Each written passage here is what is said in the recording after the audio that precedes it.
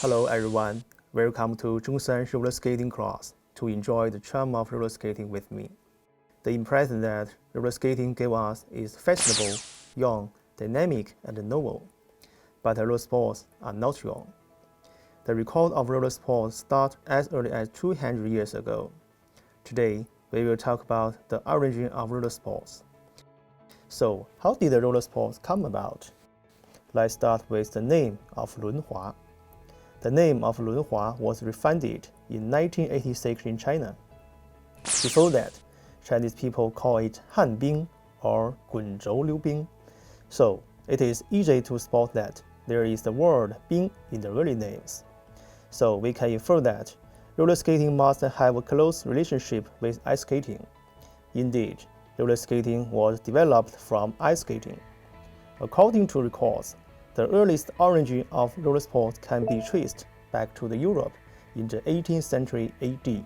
Back then, a Dutch ice skater was unable to continue the training after the natural ice had melted. So he wanted to find an alternative way of training, which could also be carried out in summer. With this thought, he put a wooden spool under his shoes and tried to slide on flat ground. After repeated attempts, his experiment finally succeeded and attracted people's interest. What the athlete did not expect was that this little attempt would become a popular and fashion sport around the world. Since then, roller skating had emerged in Europe. Because roller skating requires people to wear skate shoes, it heavily depends on equipment. So, the change in skating equipment affect the development of this sport. Now, let's follow the step of equipment changes to understand the development of roller skating.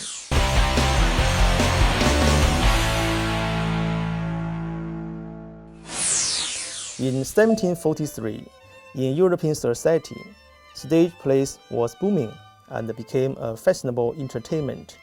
In order to achieve the effect of design, plot, and increase novelty, the creative way of stepping on gliding device to perform was added. Roller sports first appeared on stage in London. Unfortunately, the inventor of that was not being recorded. However, it happened that there was a similar case.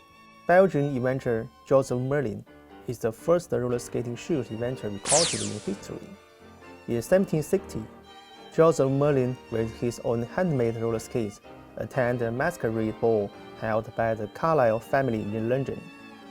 With a neat row of metal rollers under his skates, and at the masquerade, he was gliding slowly on the wooden floor, while playing the violin, but just as he was having fun. There was an accident, as he hadn't well grasped how to break the roller skates. He bumped into a valuable mirror, dazzled, badly cut, and destroyed his violin. The problem was that he couldn't afford a mirror. Back then, mirror was more expensive than gold. Right the next day, newspaper reported Merlin's risky behavior. The incident shocked people, and people left roller skating out for years as a dangerous sport. Although Merlin did not apply for a patent for his invention, for nearly a century, after the design of roller skates continued based on Merlin's idea. Although roller sports encountered a small episode of backlash in his infancy with the charm of this sport, it did not stop people's desire for experiencing and exploring roller sports. Equipment in the new century have seen the flower of change in bloom with a more gaussian posture in front of the world. After years of curtailing, roller skating appeared on the stage again.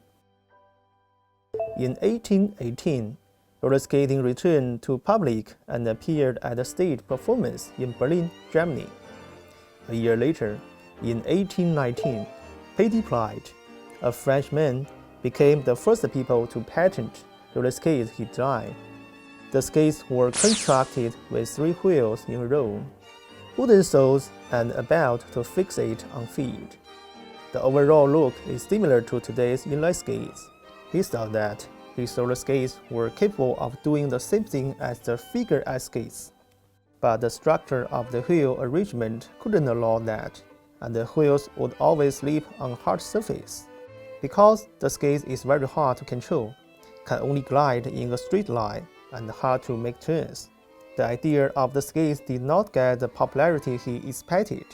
For the rest of the 19th century, inventors did not stop improving and developing skates. In 1823, London inventor Robert John Tires invented and patented the skate called Rollito. The skate had 5 wheels in a single row, and the bottom of the shoe and the middle wheels is bigger than the other wheels. So the skater can make a turn by inclining body. There is a splint at the tip of the skate, which can be fixed to the bottom of boot. 5 years later, in 1828, another patent was granted in Australia to a watchmaker in Vienna, August Lohner. Until then, roller skates continued the one-row design idea. Only Lohner designed a 3-wheeled version with 1 wheel at the front and the 2 wheels behind. He also added a ratchet to prevent racing apart from equipment. And the number of participation specialized venue is also an important indicator of the development of a sport. In 1857, because of the popularity of the sport, in order to cater to the public and the social needs, London Strand Street and the Flower Hall provide public skating rink for the first time. Setting up a skating rink at the city center, such an important place of a city, showed how popular the sport was at the time. In March 1860, Robert Saylor invented indoor skates that glide on the indoor floor. In order to get over the disadvantage of being uncontrollable, a new design appeared. This skate had 4 wheels and wheel frames. There were rubber or leather rings on the wheels that would hold the wheel onto the ground. You could tie it on the shoes with 3 rubber bands to glide from the design pictures and the drawings of skates at that time. We can see that the structure design is precise and the outlook is exquisite. This marked the development of roller sport equipment was going toward a more precise direction.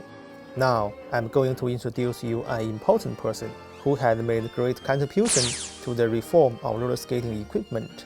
In 1863, James Leonard Plimpton, an American inventor known as the father of a modern roller skate, revolutionized roller skates by changing the mainstream single-row skates into a 4-wheel skate with 2 rows, every 2 wheels side by side.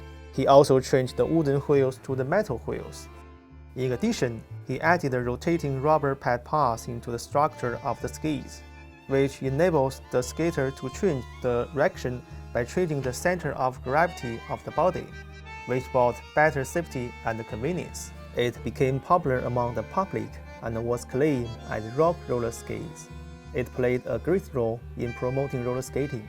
In the meantime, he set up some skating rinks in the New York City and Newport City. He founded the first roller sports club, set the rules of the roller skate rinks, the system of roller sport lessons, and the tests for the privacy of roller skaters. And he established New York Roller Skating Organization, make the sport as a formal competition project. Among other sports, for the first time, roller sport in the United States boomed and quickly spread throughout Europe. In 1875, the first competition of roller sport was held in Plymouth, England. The public was attracted by the competition, which was highly eye-catching and intense. It further increased the influence of this sport.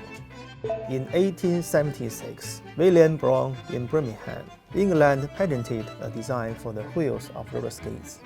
Brown's design was to split the surface of the wheel and the surface of the fixed axis without influencing of the fixation and rotation. Later on, Brown worked closely with Joseph Henry Hughes. They designed a ball bearing for bicycle and carriage wheels in 1877 and applied for a patent. This is their most outstanding achievement. The invention of ball bearing laid a foundation for the reform of the parts of bicycles, cars, and even roller skates in the future. In the same year, the design of setting up a brake and the toes of roller skates was patented. The design of the invention could allow skaters to stop by lifting heel of letting skaters tip-touch the ground. It greatly increased the effect of braking. Most court skates nowadays are still using this design.